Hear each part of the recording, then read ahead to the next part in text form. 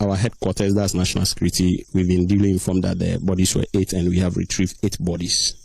Yes. 8 bodies. Yes. With the wreckage that is there, what is going to happen to the helicopter wreckage? Currently, as I told you earlier, the military has dispatched their experts, analysts to come and then, take the footages and then look for the black box, and also, be able to draw to a conclusion what really happened. You see, some of these things, it is important we do those things in order to guide our future movements. Yeah, welcome back to the YouTube channel Malawi Cameras. Here in the toti malizitse ma update atu maigo kunja kuti zikukhala bwanji. By the way, actually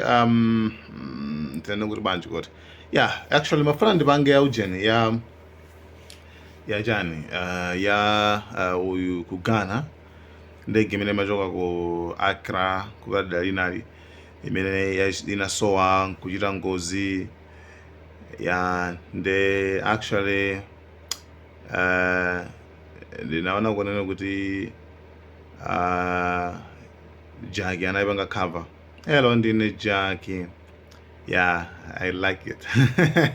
Hello ndine Jackie. Morning ndine Jackie. Yeah, actually myself also ndinangoona kuti Jackie waipanga. And actually I like her. I like the stories. Then okay, I think Malawi ndithu ataonera ndithu nde actually sina entire kwambiri kumabe tikungodikirabe kuti makamaka pa black box nangasi ma investigation onse sana chitike bwino nduna zimene anthu okwana 8 amwalira onse 8 amwalira Minister of Defense nde zasayenda kwambiri kumene kunsipano nkhani yokhuzana ndi kugana kumeneko ngozi imene yachitika dzulo chakumamawa nde kwa ena amene sitinachite mwina sitinayivese bwinobwino nde kuti tipita kwa Jackie nde kuti hello ndine Jackie, morning ndine Jackie, nde tatenganika chakumwa mukhale pomwepo. Yes, ndeno after I think tidzayipanga cover bwinobwino tidzayipangaso mene bwinobwino pamene akatulusa ma report andege kuti chochitika nchani wakuti makuti koma pano pa nkhani ndime mungu zoti ndege ndithu kumene kuku ndithu yagwa pamene mapita kudala imene kuma mining nde chakugesa ndege chonse chinadziwike koma anthu 8 confirmed ndithu amwalira kumene kuku akuluakuluso amboma. Anyway, nde tiyeni tilowe kwathu kutsopano ku chano ku America nde still yaoneka zoti America yagwedeza ndithu and pali zinthu ziwiri tsopano. One, America Trump payekha afuna akumane ndi Putin akuona zoti mina izi ziyedwetsa komano mphekesera ikumveka zoti kumene afuna kukumaneko kukhalanso president wa United Arab Emirates kujako anapita kwa Ntere. Yes, ankara akapanga G2G chanchano. Yes, president wa kudziko limene United Arab Emirates UAE, president wa kumene kuko akakhali konko Trump yo akakhali konko Putin watsimikiza kuti akakhalanso konko fa anampempha kuti tikumane. Putin ndiye pali mphekesano kuti kumene kuko afuna so abwese Zelensky. Afuna abwese Zelensky kuti bwino umene akukumaneko akakhala limodzi kenako akambe kukambirana kuti akule face to face now. Zelensky and I think imene ndi auja chivuto ndi chani ndiye akakhala pasi akakumane ndi pankhani khuza ndi Zelensky anafunsira asandarola nkhani Putin kuti akulu muli comfortable kuti mwakumana ndi Zelensky. Ndiye iwo na kuti no problem ine ndibe vuto lilose ntakumana ndi Zelensky. Actually kumano pakhale ma conditions yeyo akuti ati pakhale ma conditions okumana ndi Zelensky. I don't know kuti ma conditions ake ndotani nde akakhalapo tionepo. Trump ali very desperate chifukwa chinthu chimodzi chimene anthu anamuvotera kuti akhale president ndi kuthetsa nkhondo ya Ukraine. Ndiye makamakaso komano pamene zikuoneka zoti zili kumapetopeto Putin kuti alanda Ukraine pamene Trump akubwera afuna kupanga resolve kufuna kukonza izizi nde zafika point yona kuti Trump akufuna ndithu apite noyekha tsopano tikumane tikambirane kuti nkhondo iyi bwanji chifukwa analengeza kuti yeyo within masiku kwana 200 adzakhala kuti nkhondo ayithetsa. Nde katikati mwa masiku 200 amene atenga ngotsala pang'ono ndeno that's why very desperate kuti yes tiyeni ndikonze ubale umenewu manso nkhondo imene ithe chifukwa chonena kuti there is no winner in a war. Anthu amene akumwalira kuwona ma innocent people. They actually it's not something that we can celebrate makamaka.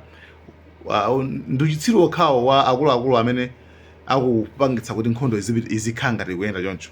Komano we feel sorry for the innocent lives that are being lost kumene kuku. Nde actually war is bad.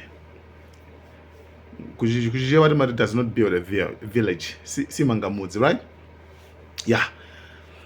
Komano nde anyway, nde nkhani ndimeneyo. Number 2, Putin apita ku chanu ku India. I think pamene baba mina afuna akuona kuti muna India itagwedezeka kuti ababa tu ndi 50% tariffs. Mina afuna akampasa my ideas ku India kuti ase osadandawa tete pangeza koza kwa I don't know ngatanga kwanitse. Nde afuna akaindere amwe ayendera India apita ku India Putin akakhwimisa chane akakhwimisa ndithu ubale wawo umene ulipo kuti ma business ayendetsa bwanji.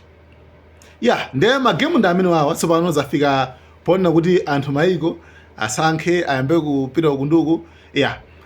CEO wa Apple basitu ati wapereka golden plate mbale ya golide kwa Trump. Panopo it's like anthu akumapanga it's like pali china chake chimunthu chichachiti sometimes ku school chimakonda kumenya zenzake chikamenya zenzake basi nde papezeka anthu ena ona kuti basi afuna azichi like azichisangalasa azichipatsa ulemu azichigulira zitumbuwa nthawi imene ku school kumani kunalimbajira tondido I don't know ndaiwa komano ndikuona mbatatesi nde buli uja mtimangulira ziti ayi nesinagulireko basi kuti kumpembedza nde zimene akupanga ndithu maiko ena ndi anthu ena. Nde anyway iyo ndi zimene zikukhalira kunjako komano nkhani ndimeneyo matrip awiri amenewo tilikire kuti akhale otani. Trump kukumana ndi Putin plus kuphatikizapo so achina awa. Anyway nde tiyeni tisepeno tipite ku Lebanon. I think ndakapa konthena nkhani okhuza ndi Lebanon.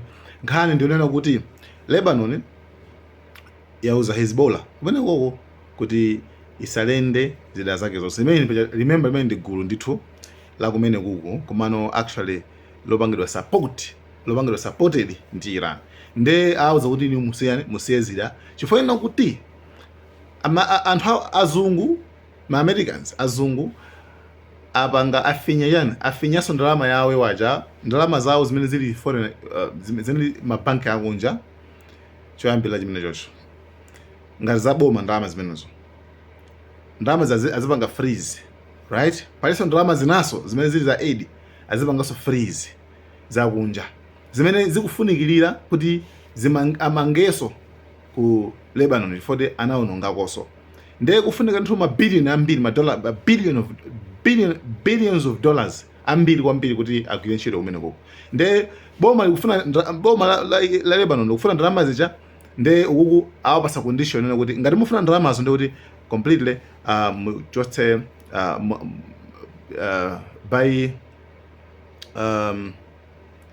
2027 I think this year also izikhale zanu zokuti mwana zida Hezbollah yapereka zida zake zonse. Hezbollah kuona kuti koma remember kuona kuti makangoti kungomuapereka kungotapereka mzuzure azapanga ajina Israeli azatenga dera lino azapolisa kuse kuno nkutengaso azapanga zimene apanga yani kugaza kucha fa kugaza panopa pabwera maplan kuona kuti basa angotenga dera lija luseje basa angotenga ndipo na bwaso news inaso kumano and confirmed kwambiri kuti yayi alibe maplan ali pali U10 kuona kuti alibe maplan yopanga he has no plans to govern Gaza. Ali ma plans kuti apange govern Gaza. Koma afuna kuti umene kukhale yani kukhale proper yani ati boma ndadona kuti boma lake anthu ndiwanje. Nde zinthu sizili bwino kumene koko. Anyway, asilikali ena ndithupana pa I think yakwana 17 or something amene angozipha chifukwa cha trauma. Komanso kungozimva guilty kungozimva zoti man guys like I don't know sometimes munthu umatha kupanga zimene ungapangezo then chima umazafira empty mu mtima mwako. I don't know umazafuna like anthu kulima tena kuli kuzipha asilikali ndithu angapo kumene ku Israel mupange check news akuzipha chifukwa cha ali depressed komanso akuzimva kulakwa. Yeah, like akuzimva kulakwa kwambiri pa zimene iwo akupanga kwa anthu amene ali osalakwa. Kugazako umayamba feel empty. Poyambira umatha kufira ngati wewe ndiwe dolo chanchandi koma afterwards umazafira empty. Ndipo an example ina ya anthu amene chiwerengero cha 90% ya anthu amene amakita mafilimu olaula. Anthu amene wawa they end up kuzipha. Why? Chifukwa kuti iwaje amene tungaliza mafuna ndalama, amafuna zichuma, amafuna chani, ndi amapita ma industry amene achawo kenako amakapanga zimene apangazo basi dziko lonse adziwa kuti akuluwa amajambulisa mafilimu olaula chani, then kenako zonse zazipeza chimasound chani guilt kuzimva input mu mtima mukuti maineso ndiye aitwa akuluakulu after you yosa chisima amafuna kachipeza kenako amafira kuti maiso ine ndiye aiti mweneyo anoti akakhala akamayenda akamawapasana muno ndi anthu ayo amangozimva zoti anthu oti andionera anthuwa. You understand? Nde feeling imene imakhala yoopsa kwambiri ndi imene apangisa kuti anthu tsopano afire zoti ali input kenako azipha okha. Nde wati mo kuti iweyo chabwino mazimva ngati hero umangopha anthu like ana osalakwa anthu osalakwa so iweyo sunaone iweyo ka Hamas sunaione. Koma wangopita kudera wapeza anthu mene walanda manyumba anthu osalakwa aja wapha yono ngati dolo afterwards mapanga feel guilty kenako maneyo kuzipha wekha. Nde anthu amene wawo they going through a lot. Anyway, imene ndithu ndina I think this 12 minutes. Okay, kwali panaliso issue ina ndi yani. Yeah, I think issue ina imene ndithu ndizimene ziti kumene kuku kugazako. The guys, thank you so much. Komano ya Hezbollah said namalize. Komano Hezbollah nakuti sibereka zidazo. Yoyo sibereka zidazo still. Nde pakaso bola basakale crash. Bola basakale kulimba naso pakati pa Hezbollah ndi boma la ku Lebanon. Chifukwa boma la ku Lebanon funa ndalama. Awa afuna kuti still akhalebe kuti ali ndasilikalibe.